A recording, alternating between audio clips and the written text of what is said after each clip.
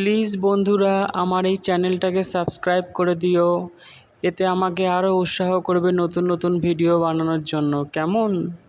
শিয়াল ভাই, বাজারের মধ্যে এটাই আমার সেরা ফাস্টফুডের দোকান।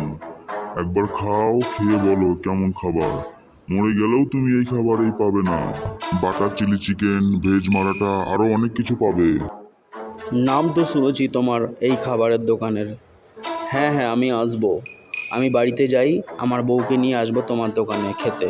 সুন্দর সুন্দর চাইনিজ খাবার বানিয়ে রাখবে, আমার বউ চাইনিজ খাবার খেতে ভালোবাসে।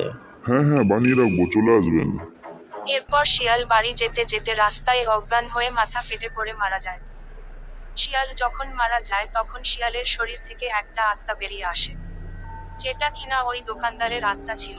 কারণ দোকানদারটা ছিল একটা আত্মা দোকানদারটা দেখতে পায় শিয়ালটা পড়ে মারা গেছে। তাই ও বুদ্ধি করে যে শিয়ালের বউয়ের বাড়িতে যাব আর শিয়ালের বউকে এখানে কাজে লাগাবো। ভালো ভালো খেতেও পারবে শিয়ালের বউ, আর আমি শুধু দোকানদারি করব। এরপর শিয়ালের বাড়িতে গিয়ে শিয়ালের বউকে বলে, তোমার বর মারা গেছে রাস্তায় অজ্ঞান হয়ে, আর আমি ওর আত্মা। শিয়াল মরার সময় বলেছে যে ও বাজারের এই ফাস্টফুডের দোকানে যাতে কাজ করে আর ভালো ভালো খেতে পায়, তাই আমি তোমাকে নিতে এসেছি। আত্মাটা আবার মনে মনে বলতে থাকে, আমাদের দুজনের ছবিটা খুব সুন্দর এখনো ঘরের মধ্যে, শুধু আমি নেই। ইস, আমি থাকলে ও আমাকে এখন চা করে দিত, পা টিপে দিতেও। শিয়ালের বউ শিয়ালিনী আত্মাকে দেখে খুব ভয় পেয়ে যায় আর বলে, আপনি দেখতে এত কুৎসিত কেন?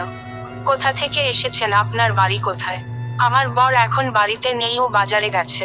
আর বলে, আপনাকে তো আগে এখানে কখনো দেখিনি। কি নিতে এসেছেন আমাদের বাড়িতে?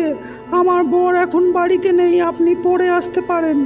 আর আপনাকে দেখতে এত ভয়ঙ্কর লাগছে, যেন মনে হচ্ছে আপনি কোনো শ্মশানের একটা বড় ভূত।